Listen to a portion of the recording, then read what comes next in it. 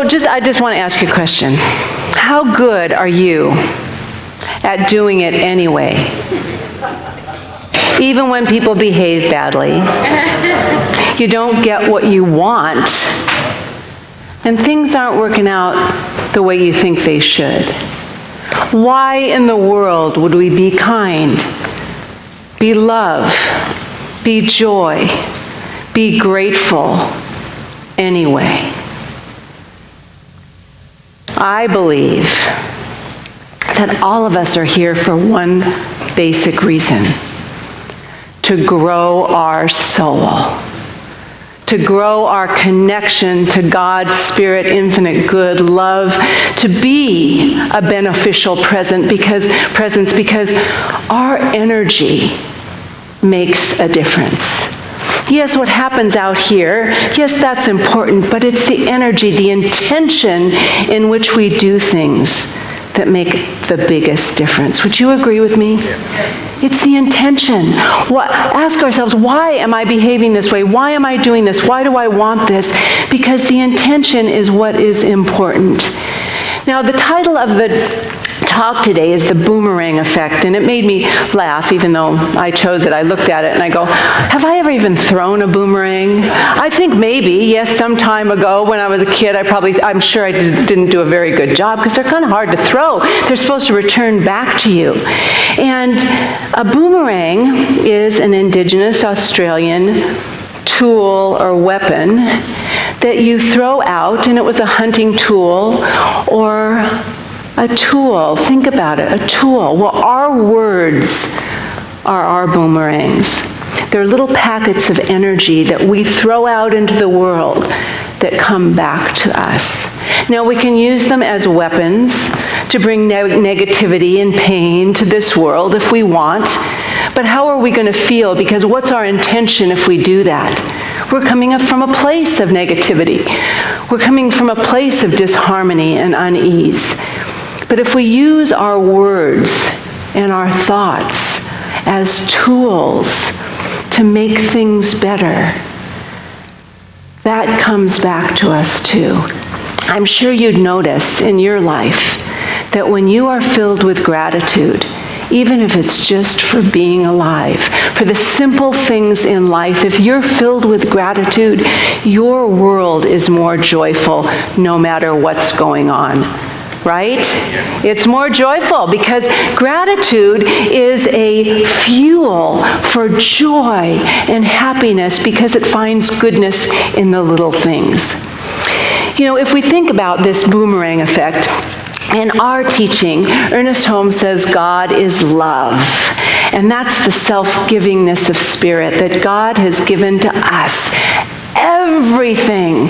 God's will for us is good, and life is inherently good, and that's present all the time.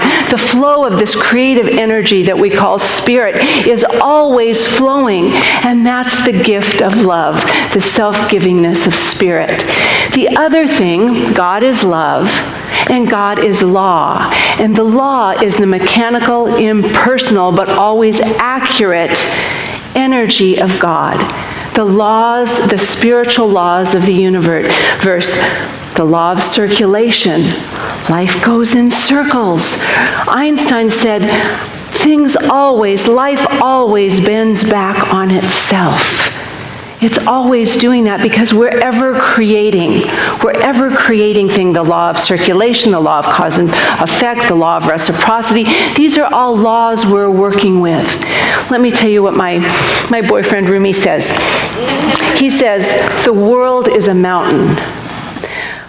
What we do is shout, and the echo comes back to us. Well, we could all shout the same word, but it's the vibration of that word that matters. If we were screaming out love, and we felt filled with love, with good intention, that's the vibration that would come back to us. But if we were shouting out love like we'd just gotten dumped on, love, that's the energy that would come back to us. Are you getting it? It's about our intention. I want you to check on that.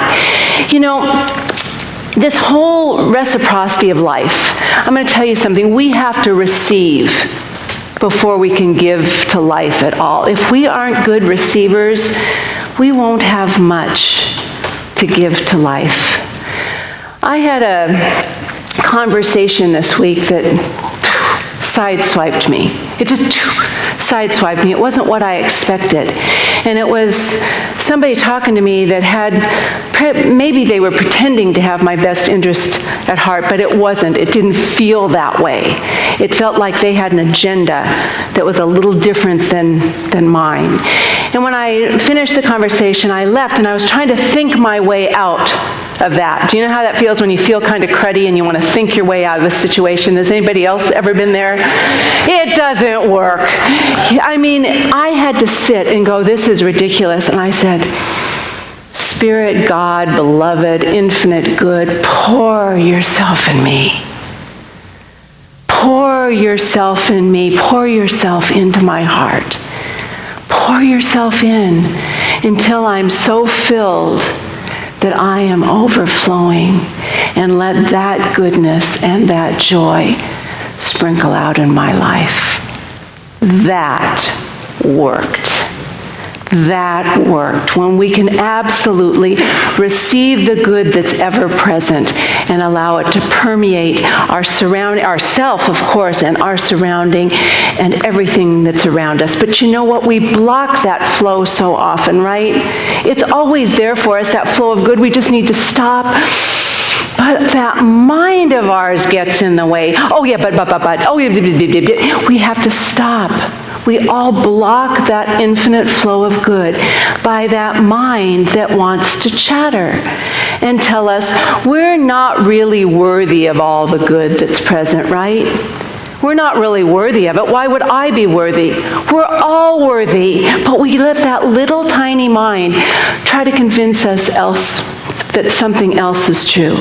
Or another one, there's only so much good to go around and I'm the last in line. Have you ever felt like that? You know, oh my God, there's only so much good and I'm just not in line for it, because we're not open to it and accepting it, clearing our vision. You know, when we change the way we look at things, the things we look at change. We were here on Friday night watching The Biggest Little Farm, and we'll show it again if you haven't seen it, because talk about a movie of inspiration and what's possible. It's about, if we look at nature, there is a balance in nature, but it isn't always harmonious. A lot of times it's painful. Much of the time it's chaotic.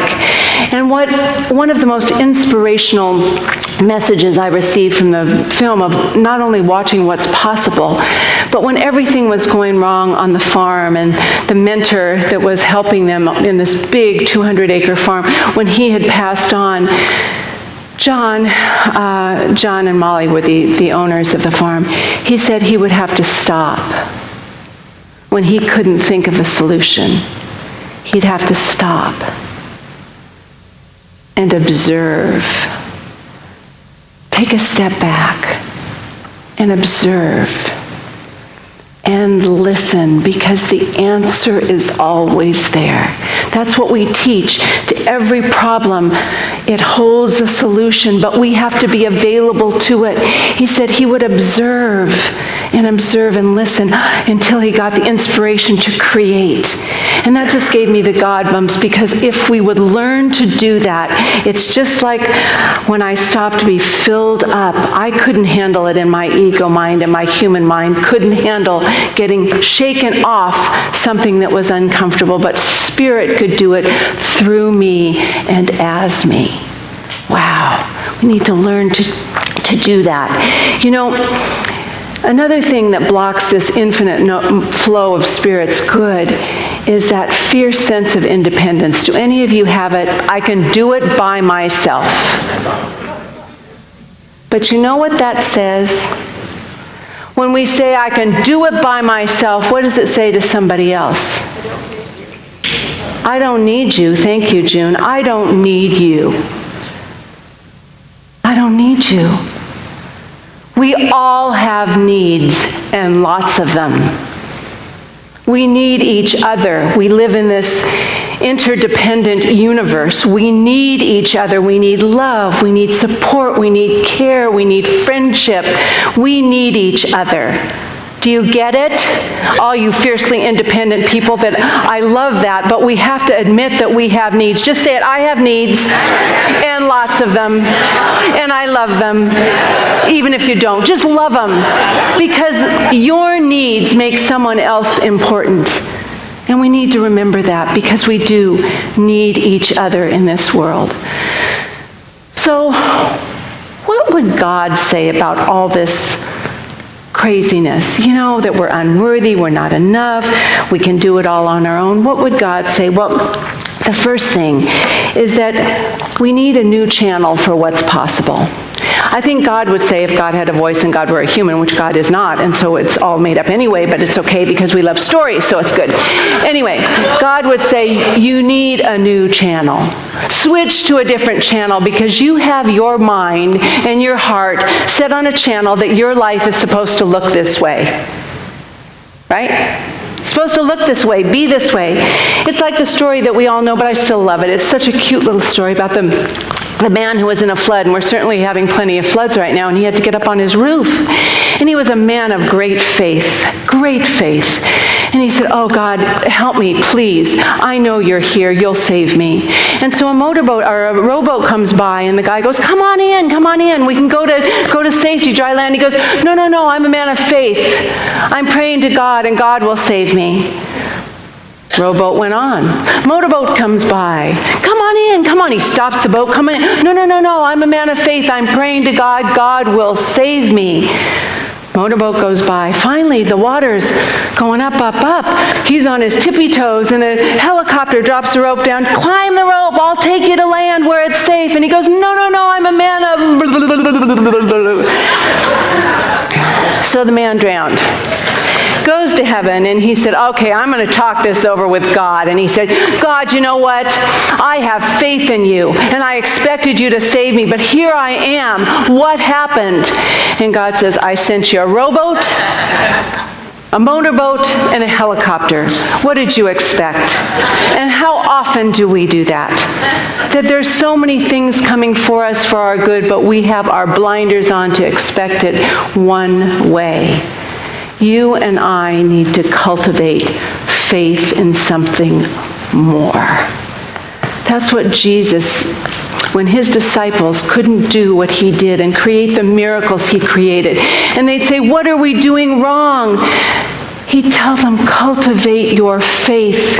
It is done unto you as you believe. And if you believe in the goodness and the power and the possibility, it shall be done unto you. We need to cultivate our faith into something more. Life doesn't always show up the way we want it to. Have any of you noticed? But do we always have the strength and the power to a greater understanding? You see, if we set our intention on something better, then we can find the good that's present. You and I, if we would just, here's another little thing that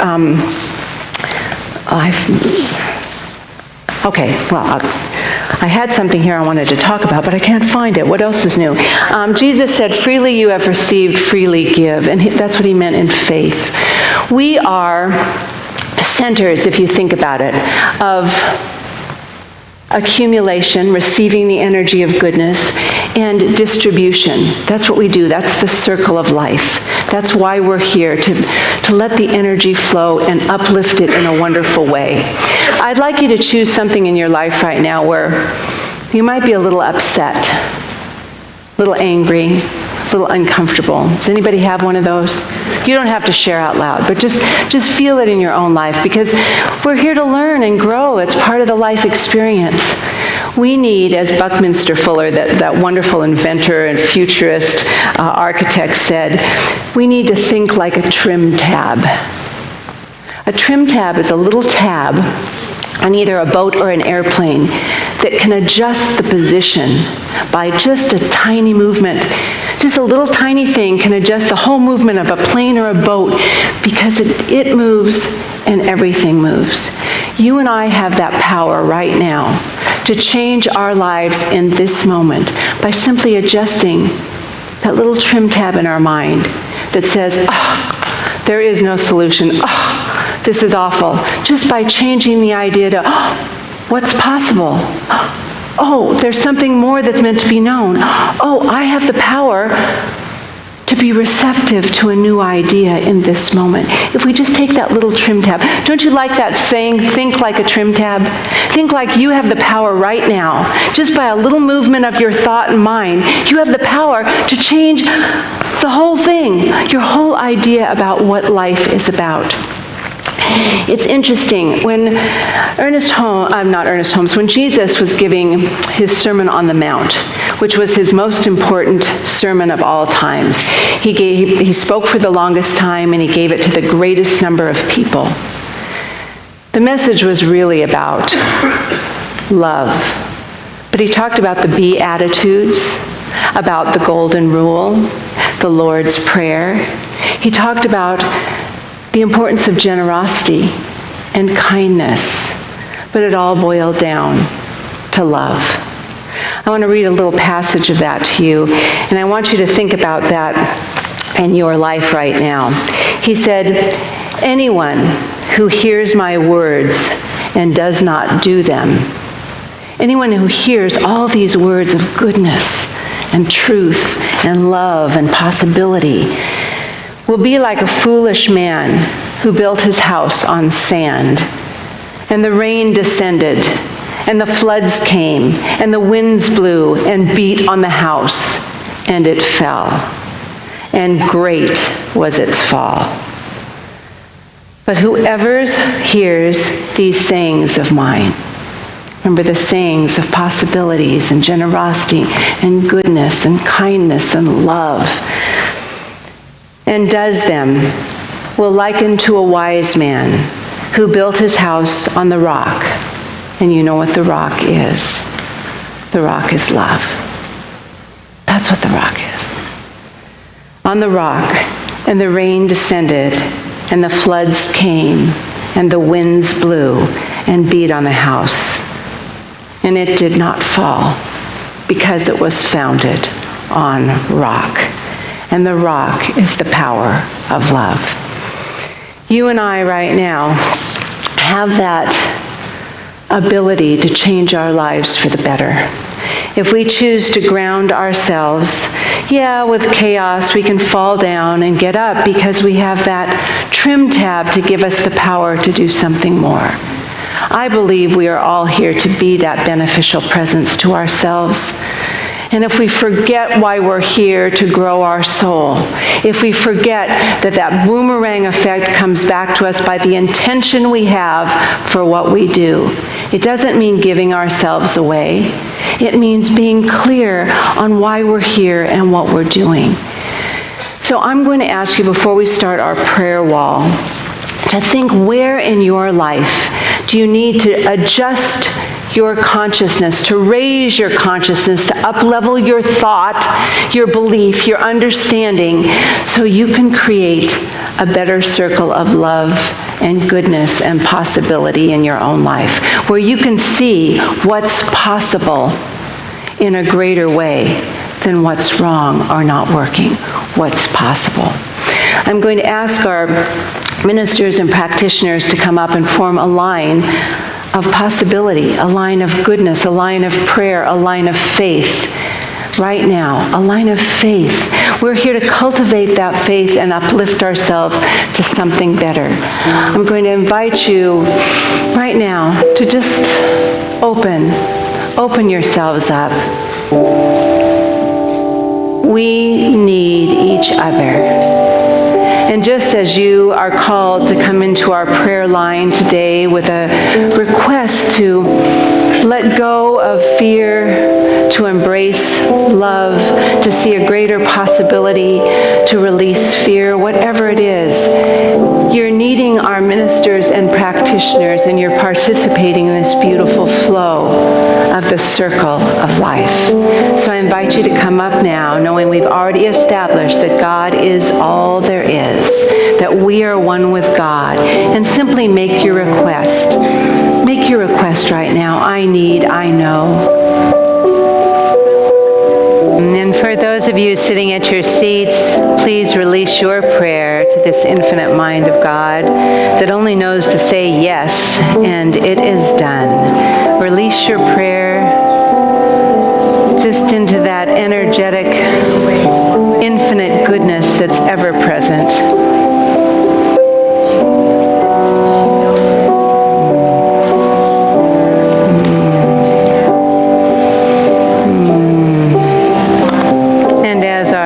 Practitioners and ministers are completing their prayers, may we simply know that our word has been released to this infinite law of mind, this boomerang effect that only knows to say yes, to give us that which we know in our hearts as we develop this new, strong relationship with Spirit, that Spirit guides our life, that we are receiving the inspiration, the goodness, the joy right here, right now, and we are able to absolutely allow that to overflow from our being, that we may share this in our world, and we uplift, we up-level, we touch people with our kindness, our goodness, our love, because we have more than enough to share. And as we know that right now, we just seal this prayer time together as we've sent it out to absolutely circle this planet, to circle this globe and move out into the universe. We absolutely let the sparklies of our love, our goodness, touch this world as we reach out and say, and so it is. Thank you for being part of the good that's happening in the world right now. Know that we are blessing life in our own individual, unique, and wonderful way. Know that I love and care about each one of you as part of my circle of love, my circle of caring. I need you all. I need you. And I hope you need me, because we're in this together. And so it is. Thank you, thank you, thank you. God bless each and every one of you. Thank you so much. Love you all. Thank you.